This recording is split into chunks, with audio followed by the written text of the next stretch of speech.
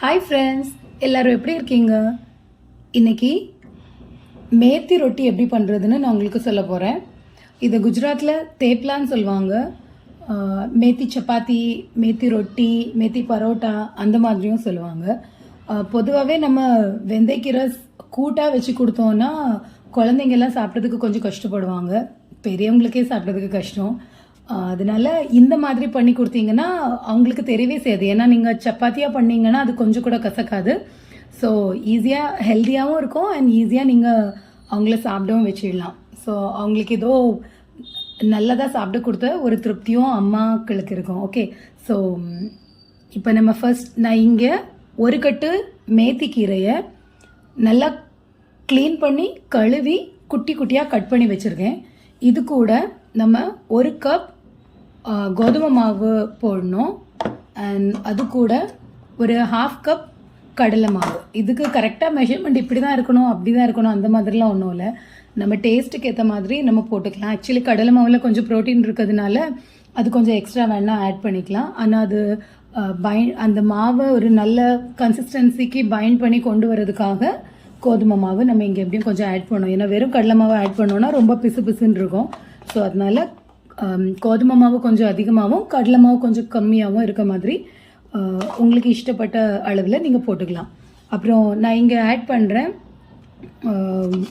இஞ்சி வெள்ளைக்கூட paste and அதுக்கப்புறம் டேஸ்ட்டுக்கு ஏற்ற மாதிரி உப்பு, அப்புறம் கொஞ்சம் மஞ்சள் பொடி, இதில் ஹாஃப் டீஸ்பூன் வத்தல் பொடி போட்டிருக்கேன். அதுக்கப்புறம் ஒரு டேபிள் ஸ்பூன் எள். ஆக்சுவலி பொதுவாக வெள்ளை எள் தான் இங்கே போடுவாங்க, ஆனால் என்கிட்ட வெள்ளை எள் முடிஞ்சிட்டு, ஸோ அதனால நான் கருப்பு எள்ளை ஆட் பண்ணியிருக்கேன். அதுக்கப்புறம் ஒரு டீஸ்பூன் நெய். நீங்கள் வேணால் எண்ணெய் கூட சேர்த்துக்கலாம், ஏன்னா கையில் ரொம்ப ஒட்டாமல் வரும். அதுக்கப்புறம் இதை ஒரு கொஞ்சம் கரண்டி ஏதாவது வச்சு கொஞ்சம் நல்லா மிக்ஸ் பண்ணணும். ஏன்னா இந்த மேத்தி கீரையிலேருந்து தண்ணி விடும். அதனால் இதை முதல்ல நல்லா மிக்ஸ் பண்ணிவிட்டு அதுக்கப்புறம் நம்ம சப்பாத்தி மாவுக்கு பிணைவோம்ல அது மாதிரி கொஞ்சம் கொஞ்சமாக தண்ணி ஆட் பண்ணி இதை நல்லா மிக்ஸ் பண்ணணும். நான் உங்களுக்கு மிக்ஸ் பண்ணிவிட்டு காட்டுறேன். மாவு இந்த மாதிரி பதத்துக்கு பிணைஞ்சு வச்சுக்கணும். பார்த்தாலே தெரியுது கையில் ஒட்டாமல் வருது. இதை 10 நிமிஷம் மூடி வைக்கணும். 10 நிமிஷம் வச்சா போதும், அதை விட நிறைய நேரம் வைக்க வேண்டாம். ஏன்னா 10 நிமிஷத்தை விட அதிகமாக வச்சோன்னா இதில் நம்ம கீரை ஆட் பண்ணியிருக்கோம்ல, அப்போ அதுலேருந்து தண்ணி விடும். ஸோ அதுக்கப்புறம் மாவு பிசு பிசுன்னு ஆகிறதுக்கு சான்ஸ் இருக்குது. ஸோ அதனால 10 நிமிஷம் வச்சுட்டு அதுக்கப்புறம் நம்ம குட்டி குட்டியாக உருண்டை பண்ணி சப்பாத்தி திரட்ட ஆரம்பிச்சிடலாம். ஓகே, இது மாதிரி குட்டி குட்டி உருண்டையாக எடுத்து வச்சுருக்கணும். அதுக்கப்புறம் நம்ம மாவு தொட்டு அதை இப்போ திரட்ட போகிறோம். நார்மலாக நம்ம சப்பாத்திக்கு எப்படி மாவு தொட்டு திரட்டுவோமோ அது மாதிரி திரட்டினா போதும்.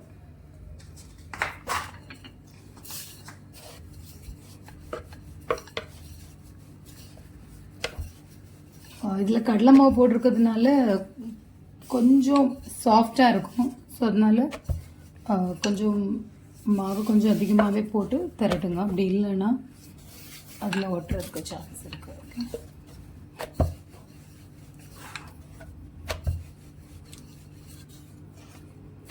பொதுவாக சில டைம் குஜராத்திஸ் இது பண்ணும்போது இப்படி திரட்டுறோம்ல, அந்த டைம் கூட மேலே கொஞ்சம் எள்ளு தூவிட்டு அதுக்கப்புறம் திரட்டுவாங்க. ஸோ அது மேலே கொஞ்சம் ஒட்டிகிட்டு இருக்கிறதுனால அந்த பார்க்குறதுக்கு கொஞ்சம் வித்தியாசமாக இருக்கும், ஆனால் சாப்பிட்றதுக்கும் நல்லாயிருக்கும். அந்த மாதிரியும் பண்ணலாம். ஆனால் நம்ம ஏற்கனவே மிக்ஸ் பண்ணிட்டோம்ல, ஸோ அதனால இப்போ திருப்பி மேலே போடுறதுக்கு அவசியம் இல்லை. ஓகே, இப்போ இது ரெடி ஆயிடுச்சு. இதை தவால போட்டுடலாம். இது கொஞ்சம் வேகட்டும். ரொம்ப ஃபாஸ்ட்டாக வைக்காமல் கொஞ்சம் மீடியம் ஃப்ளேமில் வச்சு அதை வேக வச்சுக்கலாம். அதுக்குள்ளே நம்ம இன்னொரு சப்பாத்தி திரட்டி வச்சிடலாம். இது இன்னொரு டைப்பில் நம்ம திரட்டலாம். அப்படின்னா அது வந்து சும்மா ஃப்ளாட்டாக தானே பண்ணோம். ஸோ இது வந்து நம்ம கொஞ்சம் இதில் கொஞ்சம் நம்ம நெய்யை மிடில் வச்சுட்டு எல்லா இடமும் கொஞ்சம் ஸ்ப்ரெட் பண்ணிவிட்டு, ஆக்சுவலி பரோட்டாவில் இந்த மாதிரி பண்ணுவாங்க இங்கே, கொஞ்சம் ட்ரையாங்கிள் ஷேப்பில் இந்த மாதிரி பண்ணிவிட்டு அதுக்கப்புறம் திருப்பி கொஞ்சம் மாவில் இதை போட்டுட்டு சைட் பை சைடு இதையும் கொஞ்சம் பார்த்துக்கலாம். இதை திருப்பி போட்டுட்டு இப்போ இதையும் திரட்டிடலாம். இந்த மாதிரி பண்ணோன்னா இன்னும் கொஞ்சம் மெல்லிசாக லேயராக நல்லாயிருக்கும், சாஃப்டாக இருக்கும். ஆனால் இது பண்ணுறதுக்கு கொஞ்சம் டைம் ஆகும். ஸோ உங்களுக்கு எப்படி நேரம் இருக்கோ அதுக்கு ஏற்ற மாதிரி நீங்கள் பண்ணிக்கலாம். ஃபாஸ்ட்டாக பண்ணோன்னா ரவுண்டாக பண்ணி போட்டுருங்க. இல்லை உங்களுக்கு கொஞ்சம் நிறைய டைம் இருக்குது அப்படின்னா நீங்கள் இந்த மாதிரி பண்ணலாம். இது கொஞ்சம் நல்லாயிருக்கும் ஆக்சுவலி சாஃப்டாக. ஓகே, இது நம்ம இப்போ இதில் கொஞ்சம் நெய் ஆட் பண்ணிக்கலாம். நெய் தான் ஆட் பண்ணணும், இல்லை எண்ணெய் கூட ஆட் பண்ணிக்கலாம், உங்கள் இஷ்டம் தான். நீங்கள் கம்மியாகவும் ஆட் பண்ணிக்கலாம், இல்லை வித்தவுட் ஆயில் கூட நீங்கள் பண்ணோன்னா பண்ணிக்கலாம்.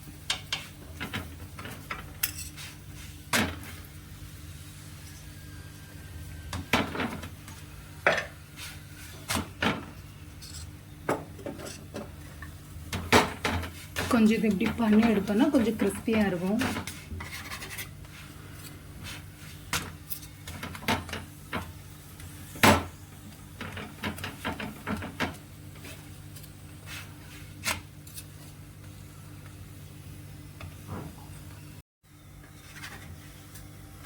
இப்போ இது நல்லா வெந்துடுச்சு, இது நம்ம எடுத்துடலாம்.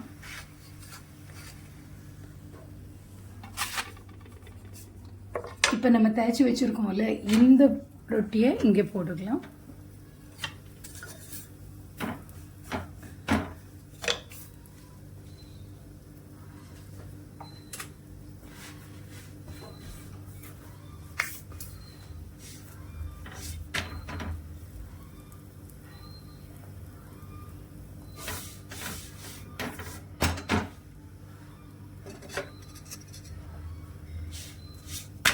கொஞ்சம் நல்லா திருப்பி போட்டு வேக வச்சு எடுக்கணும். ஒரே கண்டினியூஸாக ஒரே சைடில் இல்லாமல் கொஞ்சம் அடிக்கடி திருப்பி போட்டு எடுத்தோன்னா கரியாமல் ஈவனாக வெந்து வரும். அதுக்காக தான்.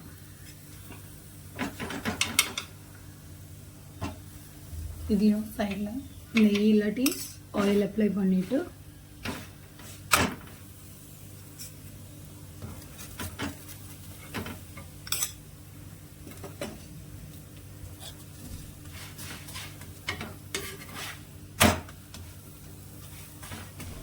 பார்த்தீங்களா, அதை விட இது நல்ல பொங்கி வருது. ஏன்னா நம்ம இது ஃபோல்ட் பண்ணியிருக்கோம்ல, இப்போ உள்ளதில் ஏர் ஃபார்ம் ஆகிருக்கும்.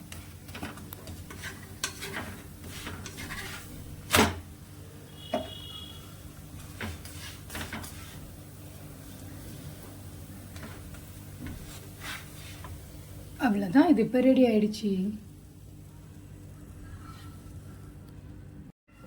இப்போ நம்மளோட வெந்தயக்கீரை சப்பாத்தி ரெடி ஆயிடுச்சு. இது பார்த்தாலே கொஞ்சம் வித்தியாசமாக கலர்ஃபுல்லாக இருக்குல்ல, உங்களுக்கு எப்படி இருக்குது? சாப்பிட்றதுக்கும் சூப்பராக இருக்கும். அண்ட் இது நீங்கள் பார்த்தாலே தெரியும் கிறிஸ்பியாக அண்ட் சாப்பிட்றதுக்கு ரொம்ப நல்லாயிருக்கும். அண்ட் இது பாருங்கள் எப்படி லேயர் எவ்வளோ நல்லா இருக்குன்னு. நீங்கள் ஈஸியாக இது எப்படி இந்த லேயர்ஸை எடுக்கலாம் பிரித்து. பாருங்கள் எவ்வளோ லேயராக வருது. அண்ட் இது சாப்பிட்றதுக்கும் அந்த அளவு சாஃப்டாக இருக்கும். அண்ட் இது சூடாக பண்ணி கொடுத்தா ரொம்ப நல்லாயிருக்கும். பொதுவாக இங்கே இது கூட சப்ஜிலாம் கூட்டு இல்லாமல் கூட தயிர் வச்சு சாப்பிடுவாங்க. தயிரில் கொஞ்சம் உப்பும் கொஞ்சம் வத்தல் பொடி போட்டுட்டு அதை சைட் டிஷ்ஷாக வச்சு சாப்பிடுவாங்க. அந்த காம்பினேஷன் நிஜமாகவே ரொம்ப நல்லாயிருக்கும். ஸோ நீங்களும் ட்ரை பண்ணி பாருங்கள். ஊரில் எல்லாமே வெந்தயக்கீரை அவைலபிள் இருக்கும்ல, ஸோ ட்ரை பண்ணி பார்த்துட்டு சொல்லுங்கள். பாய்.